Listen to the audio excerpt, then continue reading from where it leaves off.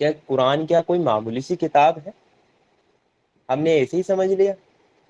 یہ ایک اتنی عظیم کتاب ہے، یہ اللہ تعالیٰ کا کلام ہے۔ اللہ تعالیٰ نے کیا بات کی ہے، یہ ہماری زندگی ہمیں کیسے گزارنی ہے اس کا مینول ہے قرآن۔ فون آپ خرید کے لاتے ہیں، آپ کوئی کار خرید کے لاتے ہیں، آپ کوئی ڈیوائس خرید کے لاتے ہیں، اس کے ساتھ نا اس کا مینول بھی کمپنی دیتی ہے کہ اس چیز کو اس کے اکارڈنگ ہی رن کیا جائے، ایسے ایسے چلایا جائے۔ اگر آپ ایسے نہیں چلائیں گے تو یہ چیز خراب ہو جائے گی۔ ایسے ہی انسان ہے، انسان کے ساتھ جو مینول آیا ہے وہ قرآن ہے۔ اور قرآن کیا ہے؟ یہ اللہ تعالیٰ کا کلام ہے۔ اللہ تعالیٰ نے بتایا ہے انسانوں کو کہ آپ کے لیے سیدھا راستہ کیا ہے، آپ کو کیا کرنا ہے، کیا کام نہیں کرنا ہے۔ یہ پورا مینول قرآن ہے جو کہ اللہ تعالیٰ کی طرف سے آیا ہے۔ تو سمجھتے ہیں اس میں کہ سب سے پہلے جو حدیث ہے وہ سنن ابن ماجہ کی ہے 218 نمبر پر۔ یہ حدیث ایک ایسی حدیث ہے جو آج کے حالات پر بھی فٹ ہوتی ہے۔ یہ حدیث میں نے ٹاپ پر اس لیے رکھی ہے کہ قرآن کے حقوق میں، قرآن کے حقوق جاننے سے پہلے ہم پہلے قرآن کو تو سمجھیں کہ قرآن ہے کیا چیز۔ تو حضرت عمر رضی اللہ عنہ سے روایت ہے کہ نبی کریم صلی اللہ علیہ وسلم نے فرمایا، اللہ تعالیٰ اس کتاب کے علم اور اس پر عمل کی وجہ سے بہت سے لوگوں کو بلند مقام عطا فرمائے گا، اور اس کا حق ادا نہ کرنے کی وجہ سے دوسروں لوگوں کو پست اور ذلیل کر دے گا۔ یہ دیکھیں، قرآن کے حق ادا نہ کرنے کی وجہ سے کیا ہو جائیں گے لوگ؟ پست ہو جائیں گے، ذلیل و خوار ہو جائیں گے۔ اس حدیث سے کلیئر کٹ اللہ کے رسول صلی اللہ علیہ وسلم نے بتا دیا۔ یہ بات ہمیں اللہ کے رسول نے بتائی ہے، تو یہ بات پتھر کی لکیر ہے نا، مٹائی نہیں جا سکتی۔ جیسا بتایا ہے ایسا ہی ہوگا۔ اس کتاب پر اگر علم اور عمل کی وجہ سے اللہ تعالیٰ بہت سے لوگوں کو اونچا مقام دیتا ہے، اور جو اس کا حق ادا نہیں کرتے اللہ تعالیٰ کیا کرتا ہے؟ ان کو ذلیل و خوار کر دیتا ہے، پستی میں پھینک دیتا ہے۔ آج آپ دیکھیے امت مسلمہ کا کیا حال ہے، مسلمانوں کا کیا حال ہے دنیا میں۔ 200 ارب مسلمان ہیں، 1/4 دنیا کا ہم کور کر رہے ہیں۔ کیا ہم سربلند ہیں؟ ہم ذلیل و خواری تو ہیں۔ فلسطین میں اپنے بھائیوں کی مدد نہیں کر پا رہے ہیں ہم، اور کتنے ذلیل و خوار ہوں گے۔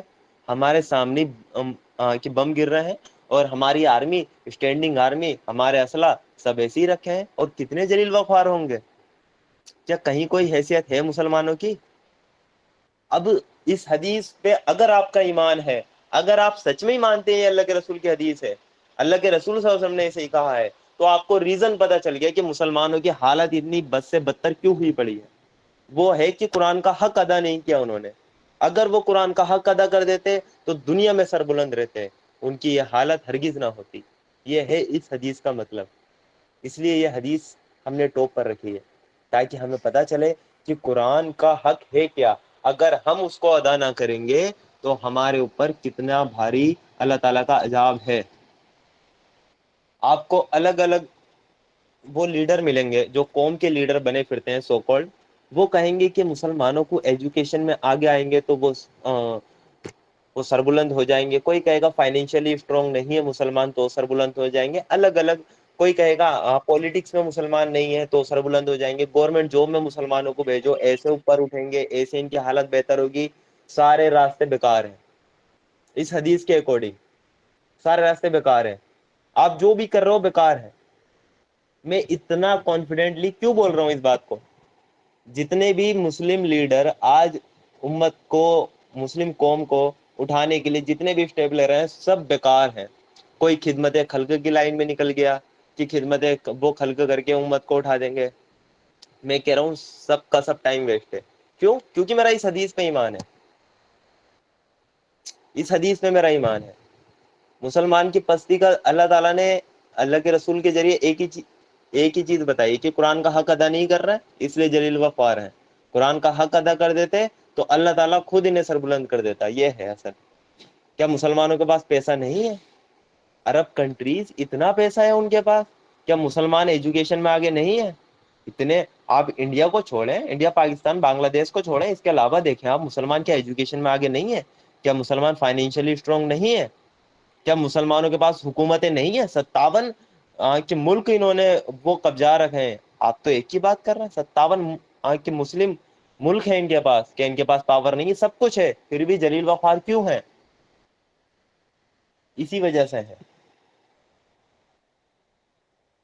اگر ہم ہم بھی یہی کرنے لگے، ایجوکیشن میں آگے نکالو، فائنینشلی استھتی اسٹرانگ کرو، یہ سب چیزیں ضروری ہیں، سیکنڈری ہیں، پر سیکنڈری ہے، پرائمری چیز قرآن ہے، پہلے قرآن کا حق ادا ہونا چاہیے، اگر قرآن کا حق ادا ہوا تو آگے کے معاملات ٹھیک ہیں، آپ سربلند ہو جاؤ گے، اللہ تعالیٰ راستے بنا دے گا، آپ کو فائنینشلی بھی اسٹرانگ کر دے گا، آپ کو علم بھی اللہ تعالیٰ دے دے گا، اگر قرآن کے حق آپ نے ادا کیے۔ اور حضرت عمر نے سے جو حدیث روایت ہے، اللہ کے رسول نے فرمایا کہ اس قرآن کی وجہ سے اللہ تعالیٰ قوموں کا عروج اور زوال کرتا ہے، یعنی جو اس قرآن کو پکڑ لیتی ہے قوم، اس کو اللہ تعالیٰ دنیا میں سربلند کر دیتا ہے، اور جو قوم اس قرآن کو چھوڑ دیتی ہے اللہ تعالیٰ دنیا میں اسے ذلیل و خوار کر دیتا ہے۔ اب یہ بتائیں کیا مسلمان اگر ذلیل و خوار ہے تو اس کا مطلب کیا ہوا؟ کیا منطقی اس کا رزلٹ نکلا، کیا لوجیکل بات نکلی؟ اگر ذلیل و خوار ہے تو ایک ہی بات ہے، قرآن کو چھوڑ رکھا ہے اس لیے تو ذلیل و خوار ہے، یا اور کوئی بات ہو سکتی ہے اس حدیث کے تحت؟ قرآن کو چھوڑ رکھا ہے نا، تبھی ذلیل و خوار ہے۔ اچھا سربلند ہونا ہے مسلمانوں کو تو کیا مطلب کیا کریں پھر؟ قرآن کو پکڑیں، اس پر علم اور اس پہ عمل کریں، اس کا علم حاصل کریں، اس پہ عمل کریں، تو کیا ہوگا؟ دنیا میں سربلند ہو جائیں گے۔ قرآن کے جو حق ہیں وہ ادا کریں، تو ہمیں پتہ چل گیا کہ یہ کتنے امپورٹنس ہیں کہ قرآن کے حق اگر ہم ادا نہ کریں گے تو کیا رہیں گے؟ جس پستی میں ہم آج ہیں اسی پستی میں پڑے رہیں گے، اور اس دنیا سے جانے کے بعد بھی جہنم کا گڑھا ہمارے لیے تیار ہے اگر ہم نے قرآن کے حق ادا نہ کریں۔ صحیح بخاری کی میں حدیث آپ کو بتا دوں کہ اللہ کے رسول صلی اللہ علیہ وسلم کی جو وہ صفات ہماری کرا دیں گے، اس کے بھروسے ہم بیٹھے رہتے ہیں نا، تو صحیح بخاری صحیح مسلم میں حدیث موجود ہے کہ اللہ کے رسول صلی اللہ علیہ وسلم اپنی امت کی صفات کرائیں گے، بالکل کرائیں گے، ہرگز کرائیں گے۔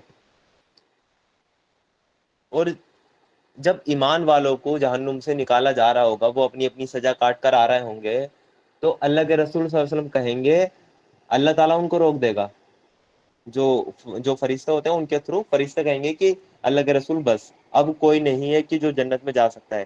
اللہ کے رسول صلی اللہ علیہ وسلم پتہ ہے کیا کہیں گے؟ میرے کچھ امتی تو اب بھی ہیں۔ تو پھر فرشتے ان کو جواب دیں گے، اب صرف جہنم میں وہ شخص بچے ہیں جن کو قرآن نے روک لیا ہے، وہ بچا ہے صرف جہنم میں، جن کو قرآن نے روک لیا ہے۔ اور قرآن کن کو روکے گا؟ جو اس کا حق ادا نہیں کریں گے، ان کو قرآن جہنم میں ہی روک لے گا۔ اللہ کے رسول صلی اللہ علیہ وسلم بھی اس کی صفات نہیں کرا پائیں گے جس کو قرآن روک لے گا۔ قرآن کس کو روکے گا؟ جو اس کا حق ادا نہیں کرے گا۔ اب آپ دیکھ لیجئے، دنیا میں بھی جلیل اور آخرت میں بھی جہنم کا گڑھا، اور اس میں اللہ کے رسول صلی اللہ علیہ وسلم کی صفات بھی نہیں مل رہی اگر قرآن کے حق ہم نے ادا نہیں کیے تو۔